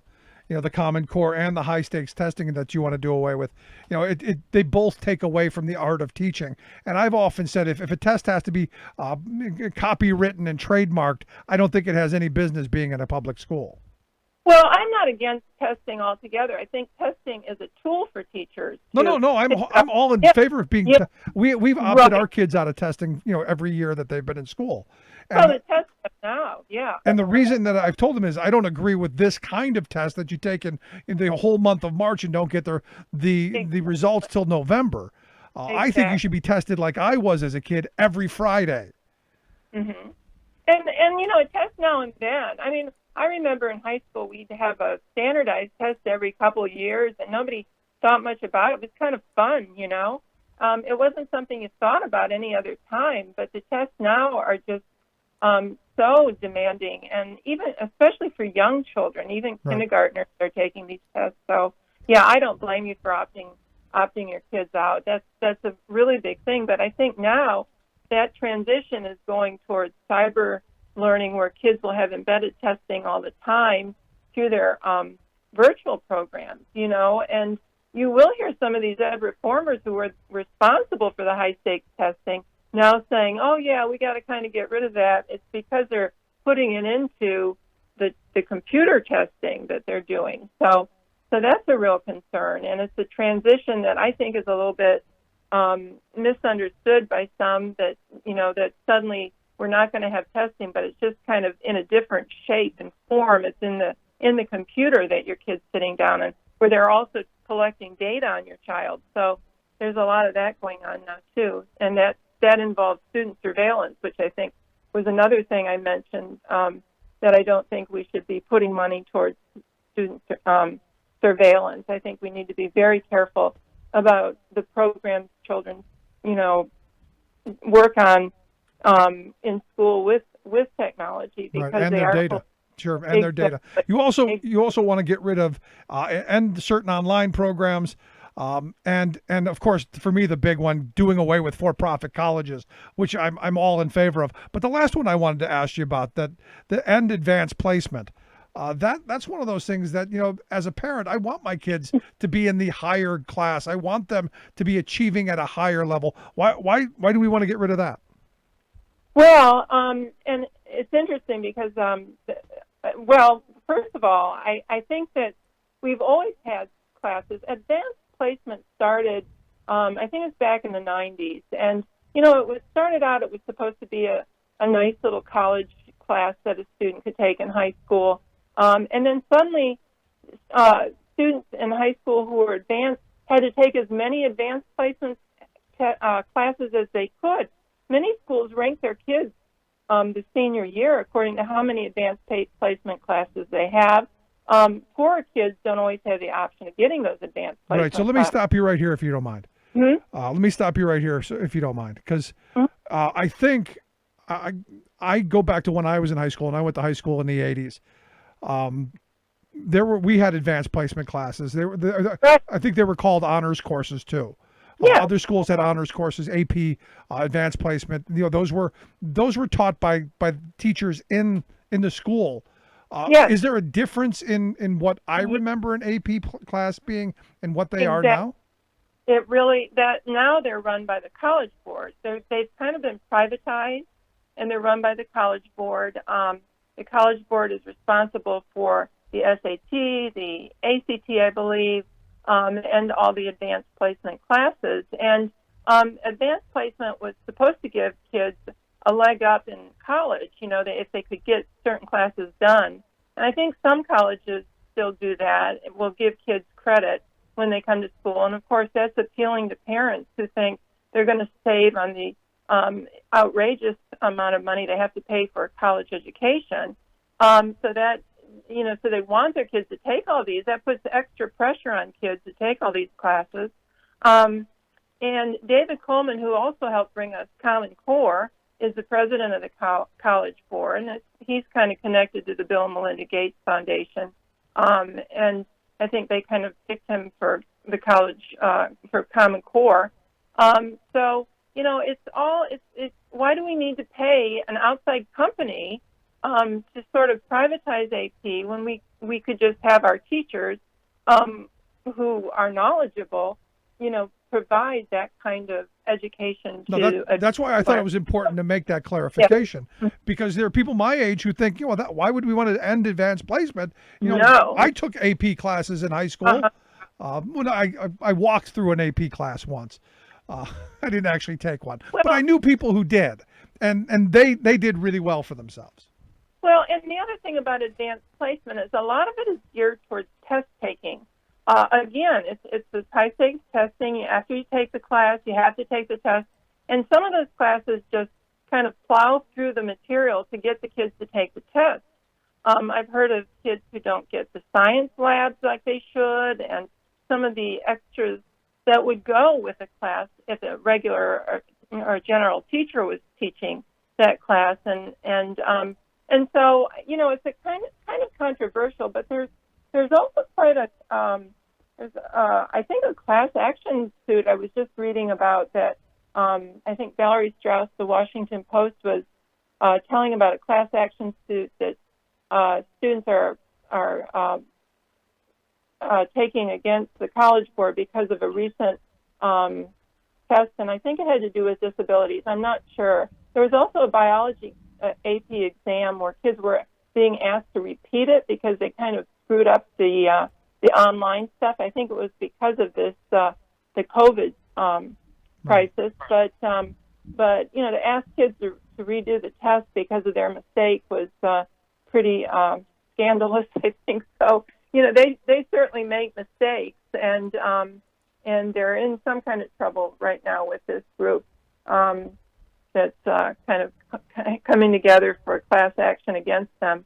So they're very controversial, advanced placement, and I just think that if we wanted to save money, why not just go back to having it like it was in the 80s, like when you remember it? I think that would be just maybe a way to save money and make teachers more professional too, not following,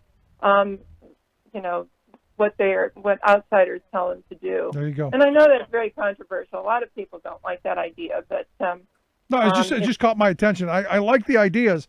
A way to reclaim public education for we, the taxpayers and the parents, so our kids get the best opportunities, and we use our tax dollars in the best way possible. Just good stuff. Again, the article, 8 Ways to Save Public School Funding During and After COVID-19, written by Nancy Bailey.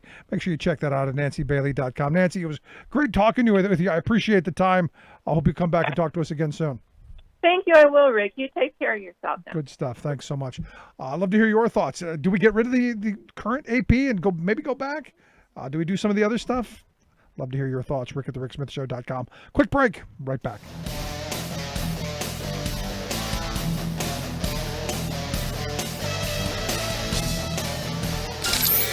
Waving the flag of freedom for people, not corporations. Rick Smith.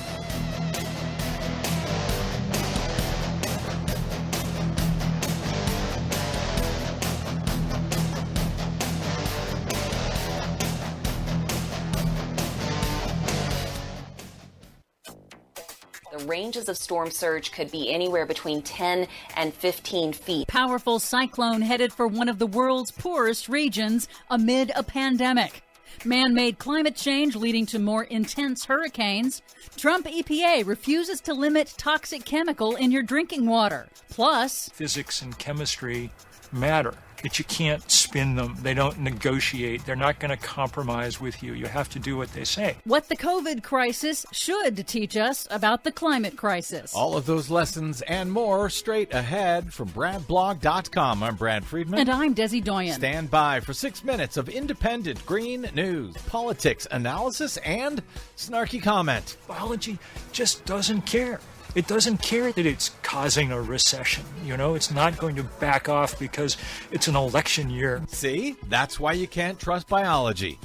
Too partisan. This is your Green News Report. Okay, Desi Doyen, as if things aren't bad enough with the COVID crisis, now we're entering storm season. Yes, we are. And we're about to see the first major collision of two simultaneous disasters, a destructive cyclone amid the global coronavirus pandemic. As we go to air, Tropical Cyclone Amphan, now a Category 4 equivalent, is forecast to make landfall Wednesday in low-lying Bangladesh and northeast India. Amphan is already the strongest cyclone ever recorded in the Bay of Bengal, with a projected storm surge of 13 to 16 feet, making it an extremely serious threat to one of the world's poorest and most vulnerable populations already struggling with the pandemic. That's not good. Nope. Here in the U.S., the first named storm of the Atlantic hurricane season, Tropical Storm Arthur, has formed, not expected to hit the U.S., but Arthur marks the 6th year in a row that a subtropical or tropical storm has developed before the official start to the hurricane season on June 1st. That used to be rare, according to the Weather Channel, but studies indicate it is becoming increasingly common due to ocean warming. U.S. coastal states are now scrambling to prep for mass evacuations and shelters complicated by the pandemic. And now a new study published on Monday finds that man-made global warming is making hurricanes and cyclones stronger. Scientists analyzed 40 years of satellite data, finding for the first time a statistically significant global trend, especially in the Atlantic. They found that wind speeds of hurricanes, typhoons, and cyclones have increased almost 10% per decade over the last 40 years, making it much more likely that a given hurricane will intensify into a Category 3, 4, or 5 storm. So you mean as we're all worried about the coronavirus crisis, Mother Nature ain't paying attention. She's moving straight ahead with the climate crisis. Indeed. And these findings are in line with climate scientists' predictions of how hurricanes will respond to global warming.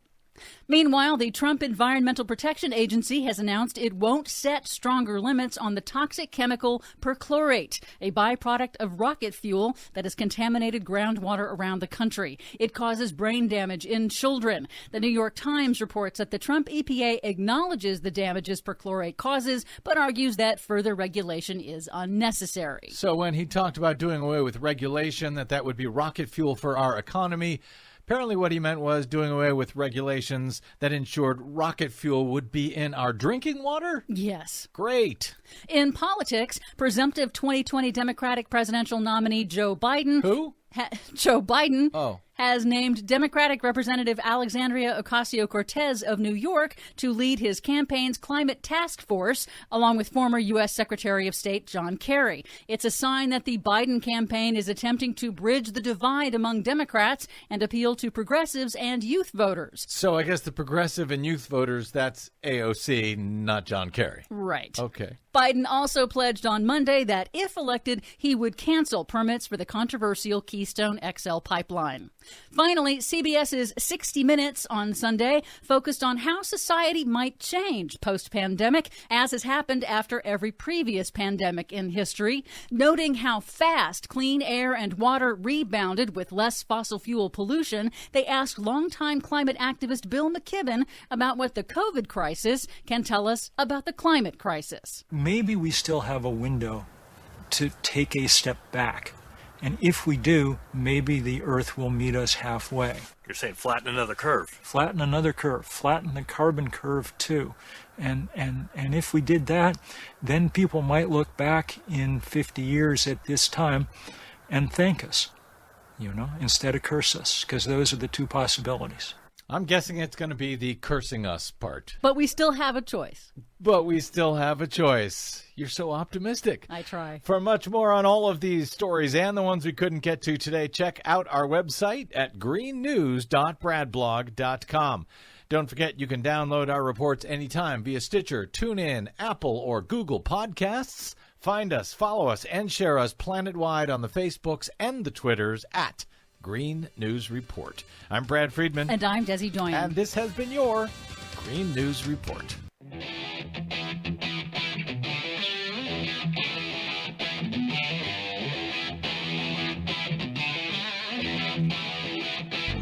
Welcome back to the Rick Smith Show. Now, here is Rick Smith. So this is one of those, boy, we should have done this a long time ago kind of thing. It's been reported by Bloomberg News that today the Senate approved legislation by unanimous consent that would bar some Chinese companies from being listed on the U.S. stock exchanges.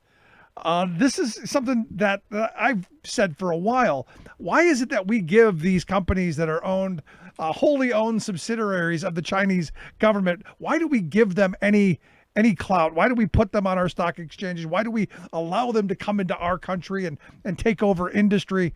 It just seems like, probably something we should have done a while ago.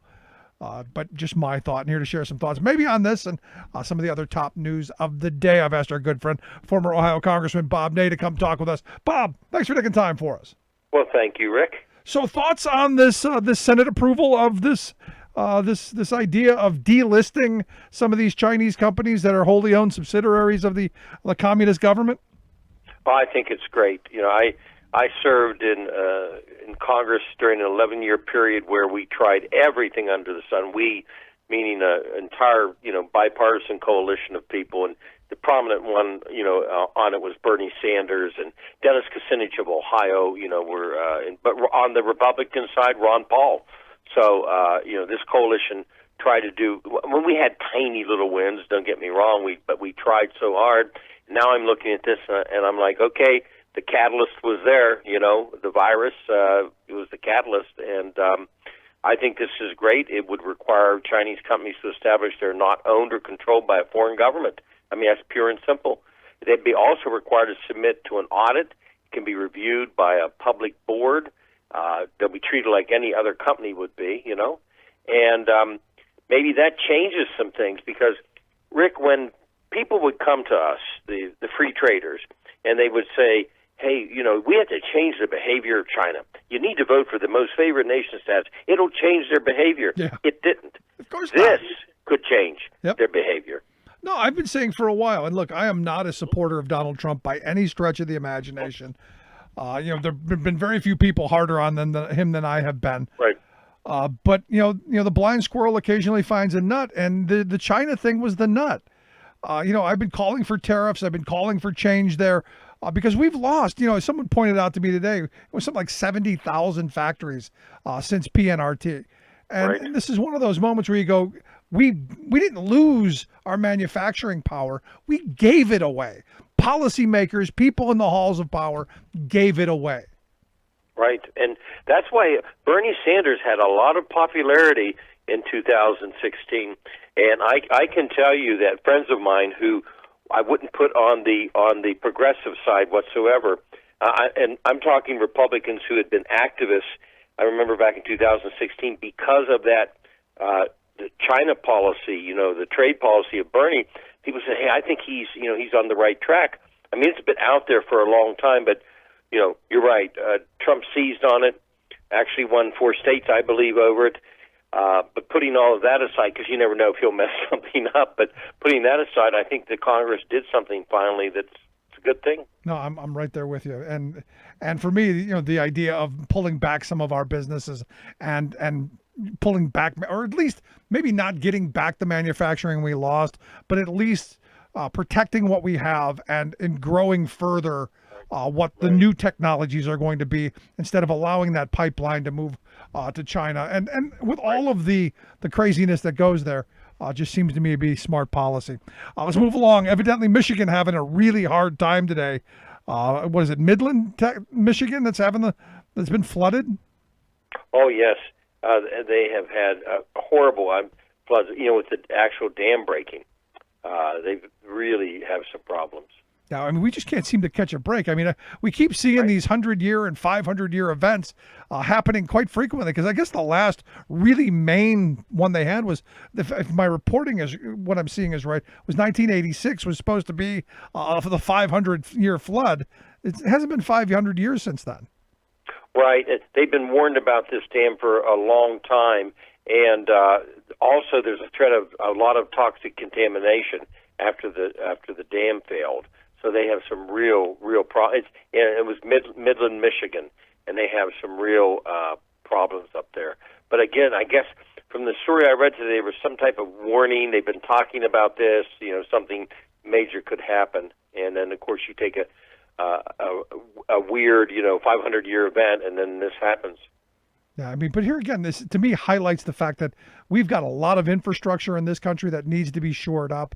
I have a friend who lives in West Virginia, and he tells me there's a giant dam, almost the size of the Hoover Dam, that is holding back, all kinds of sludge and slurry and all of the waste from the coal industry that's leaking at the footer. So it's not a matter of if it's going to cut loose, it's just a matter of when. And when all of this really nasty stuff is just going to flood this whole valley. We've got those situations all across the country, and still we squander our resources on massive tax cuts for people who don't need it. We give corporations huge amounts of bailout money, and we allow our infrastructure to crumble. Right, and this dam's case, for example, you were talking about the toxic material, in West Virginia, and in this case, it was Dow Chemical Company. It's home to Dow Chemical Midland, and there was a contaminant pond, and that's where this dam was mixing. When it breached, it was mixing with the contaminant pond. So there's situations like that. And even going beyond this, Rick, when I was there, I was on the U.S. Transportation Committee. The first chair was Bud Schuster of Pennsylvania. The asphalt king. I know you know Bud Schuster, Pennsylvania. Then the second chair was Don Young of Alaska. And I served on that committee for 11 years, and I can tell you I went through 2 transportation bills where it was kumbaya. The only problem we had is we fought Andy Card, George Bush's chief of staff, because they wanted to strip any prevailing wage from the projects. We fought them on that, to stop that. But beyond that, that was the only person, Andy Card, for George Bush to try to do anything. The rest of it was like, a big-time kumbaya. Yeah. You couldn't tell an R from a D, because we all knew it was going to benefit so much of the entire country. No, and that's we need that again. And you bring up prevailing wage, and I'm waiting for that to pop up again here very soon, because we're going to need an infrastructure bill. We're going to need some kind of spending to jumpstart the economy and get things rolling. And I'm waiting for those things to pop up. I mean, right now they're focused on their red line is providing immunity for employers who don't provide safe workplaces. I'm waiting for the other one to be cut prevailing wage. Well, that's right. To the prevailing wage for a second, and I'm glad you brought up about the immunity also, but to the prevailing wage for a second, if the Democratic side is controlling, the process on this, there will be Republicans that will yield in the House to not cut prevailing wage and give enough support that the bill will make it, because that's how much they'll be supportive of it. Now, when it goes, if the Senate's Republican, that can be a different story. Although if the House passes an infrastructure, it will put an amazing amount of pressure on Republican senators in states where they need infrastructure. So this could be a win-win. And then the liability, because of this virus, I'm not seeing the stories that need to be out there on the manufacturing liability issue. I saw some of the manufacturing people have done the smoke screen. I know you know how this works. You've seen people do it. They're doing the smoke screen of, hey, we need to wear masks. If you don't wear masks, you're a bad person. We're making all the safety in the world. This is what they keep promoting. Yep. They're dodging the fact they're trying to take away liability rights. No, they're shifting the responsibility onto the individual, Right. where we know that the masks aren't going to protect you. The masks are simply to cut down on you spreading it, not you catching it. And it's a perfect example. But I'm waiting to see all this stuff play out. And look, I hope there's not a spike. I hope that once things open back up and people go back to being crazy and doing all the things they do, I'm hoping that we've done enough already. I just fear we haven't. Right. Well, and again, they're making that the issue. I've been noticing this with some of the leads of the manufacturers group. Shame on you. The mask is 100%. That's what we need to do. And again, they're trying to smokescreen and sidestep the real issue of how do you make the workplace safe so people obviously don't die. Yeah, I mean they have to do what Ford did yesterday. I don't know if you saw the story from I think it was the plant in Chicago. Where 2 people tested positive for the COVID. They shut the plant down immediately. They went in, they deep cleaned everything that those 2 guys touched. They traced everyone they had contact in, and they really sought it out. And that's what you have to do. And look, people are going to have it. It right. Could come in, but you've got to have a policy in place to rapidly react. Right. Correct. And in that point, if you do that, then look, I don't think you should be held liable and sued for that. But I don't want to give people blanket immunity that gives them the right to say, you know what, I don't have to do anything, and then end up causing things to get worse. I don't want punitive damages and going after people in a frivolous fashion. But if you're one of these people who does nothing to try and stave this off, you deserve to be punished. Just a thought. Right. I also wanted to get your thoughts on this Pompeo thing, which is getting more interesting by the day. First, it was about dog walking and the dry cleaning. Then it was about selling stuff to Saudi Arabia. Right. And now we find out that the Inspector General wanted to interview Pompeo, and now he's fired. Right. And I do want to, for your listeners, just let them know that I lived in Saudi Arabia and I lived in Iran, both, ironically. And when I was in Congress, I dealt with these issues. Now, why am I bringing up Iran? Because that's what's behind this. That's a major reason of what's behind this. Right. Here's the bottom line of the issue itself. With Pompeo, the Secretary of State, he said, well, yeah, he asked for this guy to be fired because actually, with Linnick, the man that was fired, the president himself, our president, said, I don't know the guy. I don't know anything he did. Pompeo wanted him gone. He said that in basically those words. Right. So it was all Pompeo-inspired Secretary of State. Now, Pompeo says, well, I didn't know he was investigating me for Saudi Arabia. First of all, this came from Eliot Engel's committee, and he is a Democratic House member in leadership position with the Committee, Foreign Affairs, and from New York. It was not a national secret when Eliot Engel asked for this to be done, all right? So it wasn't some classified secret. Number 2, within the State Department, there were officials within the State Department who were interviewed by the IG about what was the reason Pompeo said to the Congress, go take a walk, we're going to give the arms, $8 billion to Saudi Arabia because it's an emergency. Why was it an emergency? Because they needed to fight Iran. No, they're using weapons for their proxy war in Yemen against Iran. And Raytheon Corporation, who is well known, publicly spoke with the president and with Pompeo. Raytheon Corporation, missiles were killing civilians in Yemen, and guess whose missile parts were there? Military parts, Raytheon. Right. So Pompeo is clearly saying, I didn't know. He had to have known, Rick. Yes. There's no way he didn't. But the bottom line is the Kingdom of Saudi Arabia through Mohammed bin Salman, MBS, I think we all remember him, Mr. Bonesaw. They call him behind his back because of Khashoggi, that was killed in the Turkish embassy of Saudi Arabia. And so the bottom line is Saudi Arabia wants, to go after Iran. Not that Iran's a walk in the park or a nice picnic to go to. But we have been pawns of Saudi Arabia, except the Congress finally said, no, we're freezing arms sales to change their behavior and get a look at this. Pompeo said, no, we're going to do an emergency. That's what this is all about. So the Inspector General was hot on the tail, and he got fired. Yeah, and I got a kind of a kick out of Trump's response, which is I didn't know the guy, I knew nothing about him, but he should have been fired because he was an Obama guy.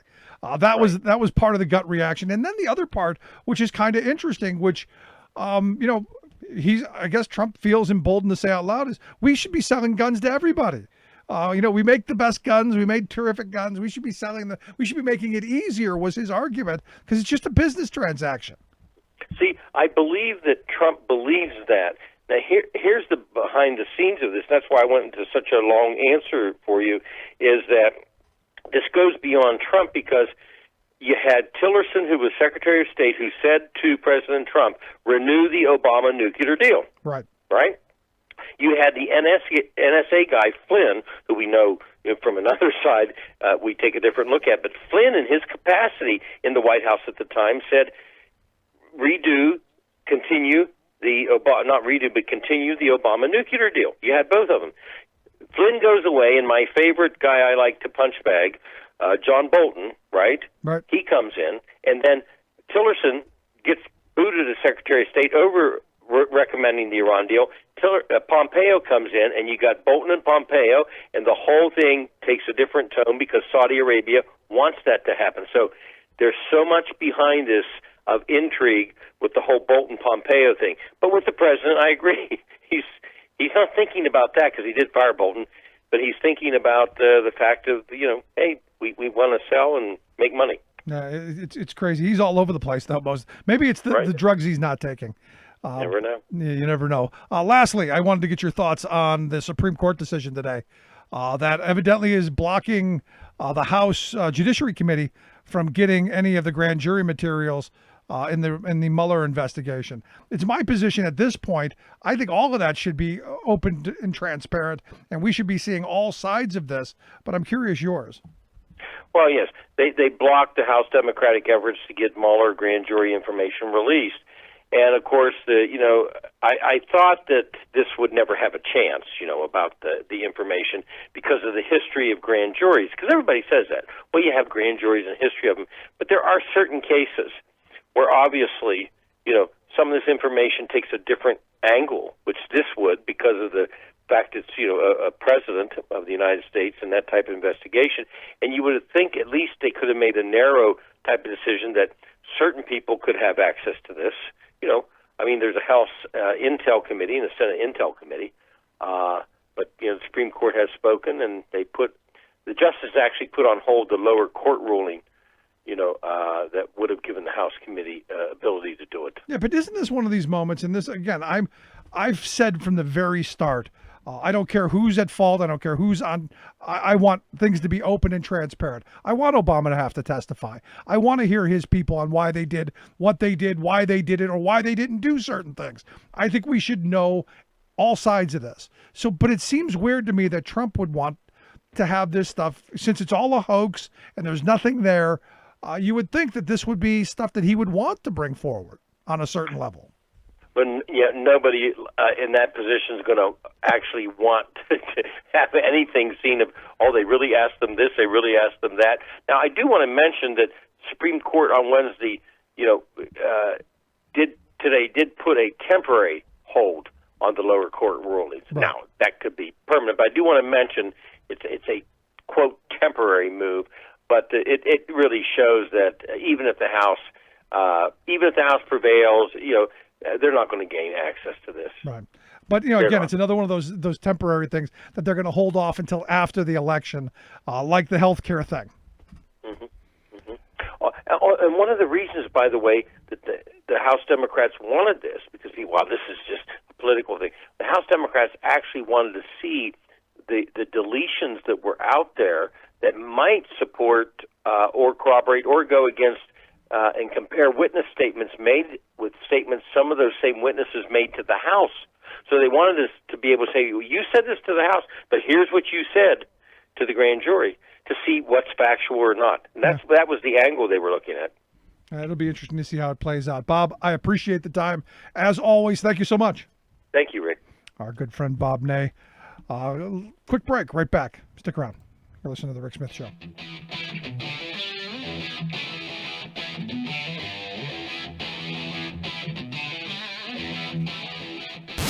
Saving work in America, one show at a time.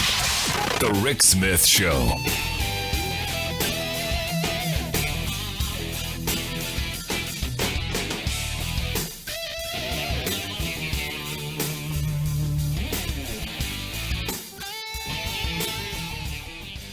I'm Rick Smith, and this is Labor History in 2.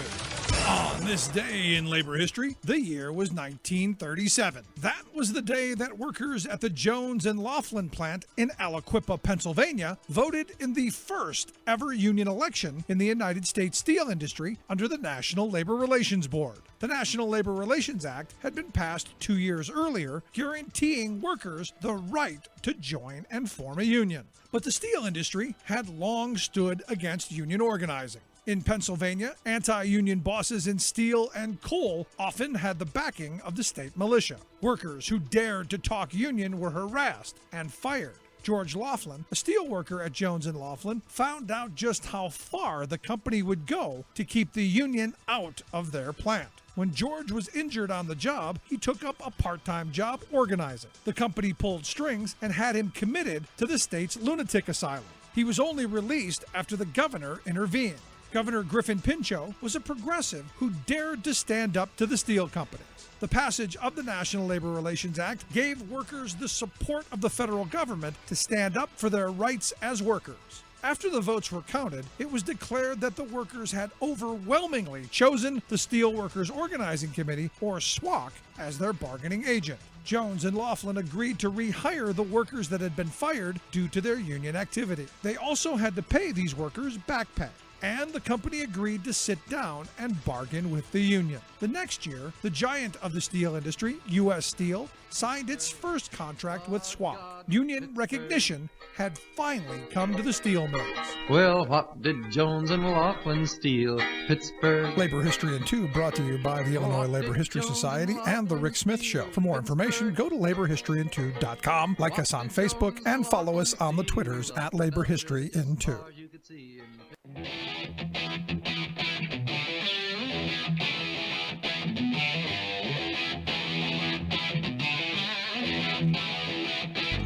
Welcome back to the Rick Smith Show. Now, here is Rick Smith. So Jenna sent me an email. Rick, have you seen this Los Angeles Times article titled "Grocery Stores and Coffee Chains Gave Workers Hazard Pay, Now They're Taking It Back"? She asks, how can they do that? Why isn't there more of an outcry? And she points to the article where it says, look, you got these big chains like Target and Walmart and CVS and Whole Foods and these grocery chains like Kroger who offered bonuses. They gave incentive pay and temporary raises to employees, and now they're taking it back. And it points out that Starbucks gave all of their employees like a month off of paid leave. They let them go. And they gave them a month pay, but the people they kept, they gave like a $3 an hour raise, or what people were calling hero bonuses or appreciation pay or things like that. Well, now you're finding out that, at the end of May, they're going to claw that back. And that, instead of making $7.25 an hour, or instead of making $10.25, you're going back to $7.25. And she's like, how can that possibly happen? Why? Why can they do this? And the answer is because they can. I mean, that's the simple part of this. Without a contract, without something in writing that says this is the rule, this is the expectation, this is what you agree to, they can do anything they want in the workplace. This is what I'm struggling to understand, how it is we as working people don't comprehend that unless you have a union contract, you have no rights. Unless they're dumb enough to violate some federal law, you have no rights. You can be fired with anything. Someone, on Twitter, in the chat room, said that their son was just fired from one of the big big box lumber companies because he was complaining about the coronavirus. But they fired him for stepping on a shelf. They can do anything they want without a contract, which is why you need to join and form unions. It's that simple. That simple. Anyway, if you missed any of today's program, thericksmithshow.com. That's where you go to get the podcast. The Rick Smith Show app on the smartphone. Take the program on the go, wherever you go. And as always, you can email me, rick@thericksmithshow.com. Thanks so much for tuning in. We'll see you back here next time.